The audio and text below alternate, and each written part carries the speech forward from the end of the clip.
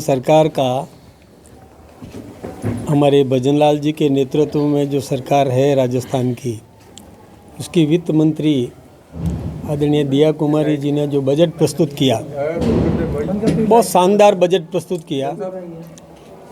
आम जन के हितों को ध्यान में रख कर के बजट दिया। लोक हितकारी, जन हितकारी बजट है, जिसमें आम आदमी के जीवन स्तर को ऊंचा उठाने की योजनाएं हैं। किसान की चिंता करी गई है, महिलाओं की चिंता की, युवाओं की चिंता की, गरीब की चिंता की, सभी वर्गों को समुचित लाभ मिल सके, इसकी चिंता की है।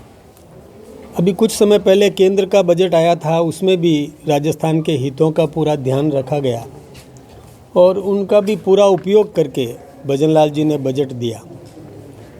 भजनलाल जी चूँकि एक आम कार्यकर्ता से उठ कर के आए हैं, 4 बार प्रदेश के महामंत्री रह चुके हैं, तो वो पूरे राजस्थान के प्रत्येक क्षेत्र से वाकिफ़ है। इस कारण उनको ये पता है कि किस क्षेत्र में किस प्रकार की ज़रूरत है। और फिर उन्होंने यहाँ सबसे सलाह मशविरा भी किया। एमएलए से सलाह ली, एक्स एमएलए से ली, एमपी से ली, एक्स एमपी से ली, व्यापारियों से ली, उद्योगपतियों से राय ली, चार्टर्ड अकाउंटेंट से राय ली और सबकी राय लेकर के कैसे उनकी राय का समावेश किया जा सके, इसकी चिंता की।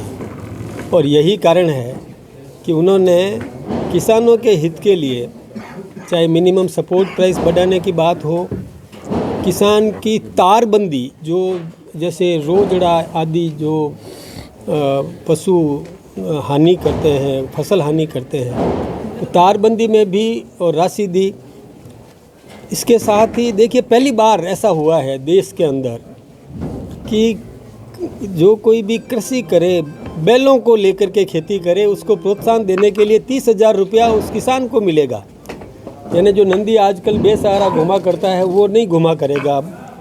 किसान प्रोत्साहित होगा और वो उसका उपयोग करेगा, तो एक नंदी का भी उपयोग हो जाता है। प्रकृति समान रूप से जेंडर्स को, और प्रकृति तो देती ही देती है, लेकिन उनका उपयोग भी होना चाहिए, इसकी भी चिंता की। यही नहीं, किसान सम्मान निधि में 6,000 रुपया केंद्र सरकार देती है, भजनलाल जी ने 3,000 रुपया जोड़ दिया। पिछले बजट में उन्होंने 2,000 जोड़ा था, अभी 1,000 और जोड़ दिया और 9,000 किसान को मिलेगा।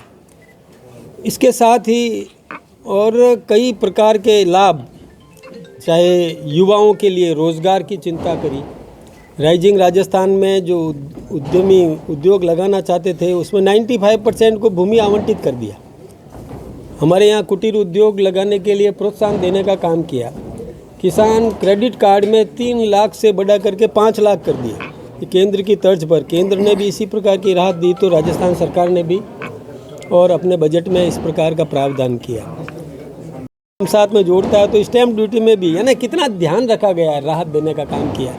हमारा शानदार बजट था, जनहितकारी बजट था, इसके लिए हमने खुशी मनाई।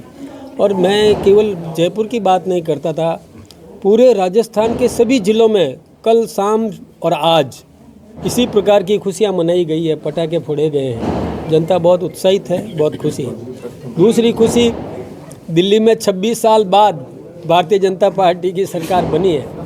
जो आम आदमी पार्टी और केजरीवाल जिसने स्वच्छ प्रशासन देने का वायदा किया था, अन्ना हजारे के मनसूबों पर जिसने पानी फेर दिया, जो खुद भ्रष्टाचार में आकंठ डूबा हुआ था, खुद गिरफ्तार भी रहे, उनके मंत्री सिसोदिया जी और जैन वो भी गिरफ्तार हुए, तो ये ना भ्रष्टाचार की पराकाष्ठा हो गई। तो वहाँ दिल्ली की जनता ने भी उनको मुंह तोड़ जवाब दे दिया और मोदी जी की गारंटी पर भरोसा किया कि मोदी जी जो कहते हैं वो करते हैं। इसी तर्ज पर वहाँ पर फिर से भारतीय जनता पार्टी की सरकार बनी और रेखा जी गुप्ता को वहाँ पर मुख्यमंत्री बनाया गया और सरकार बनी, गठन हुआ। अच्छा काम करेगी हमारी सरकार मोदी जी के नेतृत्व में और निश्चित रूप से जन अपेक्षाओं के अनुरूप सरकार मिलेगी। आप सबका बहुत बहुत धन्यवाद। सरकार की तरफ से बयान आया कि कोई फोन टैप नहीं हुआ। इसके बाद में नेता प्रतिपक्ष ने कहा कि अगर टैप नहीं हुआ तो जो आरोप लगा रहे हैं मंत्री, उस पर कार्रवाई की जाएगी। पहली बात तो ये है कि हमारे माननीय सदस्य ने जो आरोप लगाया कहते हैं कथित आरोप लगाया नहीं है, उनकी क्या बात छुपी हुई हो सकती है जो टेप की जाए? वो तो जग जाहिर बोलते हैं, खुलेआम बोलते हैं, उनकी बात छुपाने लायक कुछ है भी नहीं, तो जो टेप करने की ज़रूरत कहाँ है? दूसरी बात, हमारे ये परंपरा नहीं है। ये वो आरोप लगाते हैं जो शीशे की दीवार में रख करके दूसरे पे पत्थर फेंकते हैं। पूछो तो सचिन पायलट से पूछो, उन अशोक गहलोत से पूछो कि उस समय क्या नकारा निकम्मा और वो क्या क्या आरोप एक दूसरे के ऊपर लगाते थे, वो आरोप हम पर लगाते हैं। अरे जो जैसा होता है वो दूसरे के लिए वैसा सोचता है, हम ऐसा नहीं करते। देखिए विपक्ष का, देखिए लोकतंत्र है, लोकतंत्र में विपक्ष को आज़ादी है कुछ भी बोल देना, लेकिन यदि पढ़ते कभी किसान सम्मान निधि देने की बात कभी कांग्रेस ने सोची भी है क्या? 150 यूनिट बिजली फ्री देने की बात कभी सोची भी है क्या? घर घर सोलर पैनल लगाने की बात और उसमें सब्सिडी देने की बात कांग्रेस ने कभी भी नहीं सोची।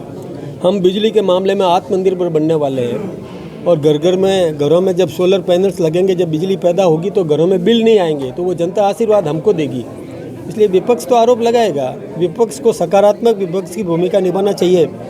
वो विपक्ष निभाए, कमी निकाले, हमको बताए, सही सलाह दे, राय दे, हम मानने को तैयार हैं, लेकिन केवल विरोध करना है इसलिए विरोध करें, ये ठीक बात नहीं है।